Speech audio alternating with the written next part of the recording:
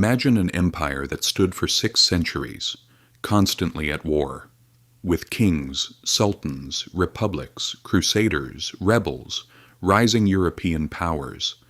They win, they lose, they retreat, they regroup, and they are ready again. Across a geography stretching from the Balkans to the Arabian deserts, they keep an army in motion for centuries, and in the middle of all that chaos, they achieve something very few empires in history ever managed.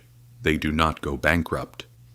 Because the Ottoman Empire was not just an empire that fought wars, it was an empire that figured out how to finance war, and not with a temporary fix, but with a system that worked for centuries. Today, this isn't about the shine of swords or heroic conquest stories. Today, it's about money. Because history has told us this again and again, empires are not destroyed by wars, but by budgets, not by cannons, but by balance sheets, not by swords, but by ledgers. The Ottoman Empire stood from roughly 1299 to 1922. That's far longer than most people imagine. Longer than Rome, longer than Britain, longer than many states we frequently talk about in the modern world. But the real issue isn't how long it lasted. The real question is this: how did a state that fought almost continuously for so long manage not to collapse financially? In the West, there's a common narrative. Empires are defeated in war and then they fall. But the reality is more technical. States often collapse not in battle, but under financial strain. When revenue no longer covers expenses, when soldiers' salaries are delayed, when interest on debt keeps growing. That's when the fall begins. The Ottomans understood this. And unlike many European kingdoms, they did not fully adopt the collect taxes, hire mercenaries, pay salaries model. Instead, they transformed war into a system that kept its own gears turning. At the very beginning, they were a small frontier principality. In northwestern Anatolia, as Byzantium weakened, the stage gradually shifted to them. As Mongol pressure declined, a major power vacuum emerged. Osman and his warriors observed that vacuum carefully. They were in the right place at the right time, but more importantly, they built the right system. Early conquests were not only military victories, they were financial gains. Every new territory meant new villages, new crops, new tax sources, and new manpower. For the Ottomans, war was not a spending channel that exceeded its cost. It was a revenue-producing system. With the capture of Bursa in 1326 and their crossing into Europe in the 1350s, they were no longer a minor frontier state. They were positioned at the very center of trade between Europe and Asia. At that time, the heart of the global economy beat along land and sea trade routes, and a significant portion of those routes belonged to Ottoman territory. Venetian merchants, caravans heading to Persia, goods coming from Cairo, trade routes passing through the Balkans, all of them moved within Ottoman borders. And everything that passed was subject to taxation. That meant a constant flow of cash. To wage war, you need 3 things: manpower, supplies, and metal. The Ottomans may not have controlled the richest mines compared to their rivals. But what they had was something even more important: cash circulation, stable, regular, geography-based revenue. But what truly made the Ottomans different was not their geography, it was their model. What is the most expensive item in a state's budget? Salaries, especially military salaries. Look at modern state budgets.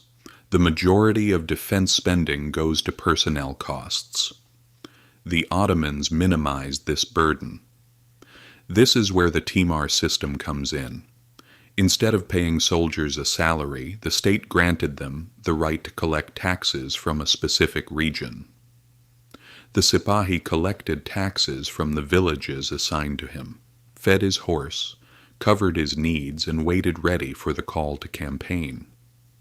The treasury did not pay a regular salary. The soldier financed himself. This system was remarkably stable and intelligent. It reduced the state's cash burden. At the same time, the Sipahi cared about the order of the region assigned to him, because the more peaceful the village, the more regular the tax revenue. For the peasantry, the system was predictable. It was always clear who would collect the taxes. European kings, by contrast, were often dependent on mercenaries. If you failed to pay them, loyalty ended. In the Ottoman system, it continued functioning even in times of peace. When war came, it did not create an additional financial crisis. A ready structure already existed. And then there were the Janissaries. They operated under a completely different system. Through the Devshirme system, children were taken from Christian families in the Balkans, educated in palace schools, trained under strict military discipline, and transformed into an elite infantry class directly loyal to the state. Yes, the system was harsh and coercive. By today's standards, its troubling aspects are clear. But from a financial perspective, it was extremely efficient for the state, because by assuming responsibility for a child's development and training, the state gained loyalty in return. The Ottomans acquired soldiers whose upbringing costs they had not originally borne, yet whose education and discipline they fully controlled. Janissaries were salaried, but for long periods they were strictly forbidden from marrying or engaging in trade. In other words, they were tightly controlled within the system. They remained dependent on the state. This created a rigid foundation for financial and political discipline. The Timar system financed the cavalry. The Janissaries formed the professional infantry. Together, compared to many states of the era, they created a more sustainable military structure. But the real skill was this. War generated new revenue. Every conquest meant new taxes, new ports, new trade zones, new customs duties. When the Ottomans emerged victorious from war, they often returned not poorer, but wealthier. Because as the system expanded, so did the revenue base. Picture the geography again. The Straits, the Eastern Mediterranean, the Red Sea, caravan routes to Iran and Central Asia. A large share of the financial flow between Europe and Asia was under Ottoman control. It functioned like a constantly operating mechanism. There were also state monopolies worth mentioning. Essential goods like salt, tobacco, and coffee were at times placed directly under state control. These everyday necessities provided steady and predictable revenue streams, in other words, guaranteed income. In addition, there were tributary states. Direct rule is not always the most profitable method. Sometimes collecting tribute is cheaper and less risky. From Crimea to Wallachia, many regions were obliged to make annual payments. This directly contributed to financing the army, fortresses, and the navy. For centuries, the Ottoman Empire did not require a serious external debt mechanism. Expenditures were largely financed through the existing revenue system. That was a balance many empires failed to achieve. But no system lasts forever. In the 17th and 18th centuries, the world began to change. Europe industrialized. Maritime trade shifted to the oceans. New trade routes emerged. Cracks began to appear in the Ottomans' land-centered revenue system. The Timar system deteriorated. Local powers drifted away from central authority. Tax collection became irregular.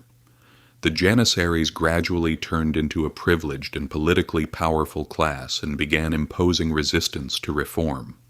They strained the treasury and became one of the biggest obstacles to modernization. They went so far as to depose sultans and even have them killed.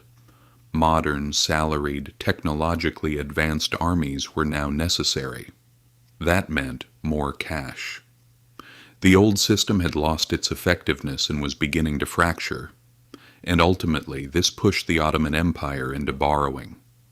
Loans taken from European banks increased over time. Interest costs rose. Payments became more difficult. By the late 19th century, financial control had largely fallen under the influence of foreign powers. An empire that had financed war through its own system for 6 centuries was eventually crushed under the pressure of debt and structural transformation. The lesson here is actually quite simple. Empires are usually defeated, not on the battlefield, but in financial balance. The Ottomans survived for centuries because war kept the system's gears turning. The revenue model worked. Collapse became inevitable only when that model could no longer adapt to a changing world. Financial systems can keep you standing for a long time, but when the economy changes and you fail to transform, history can be ruthless.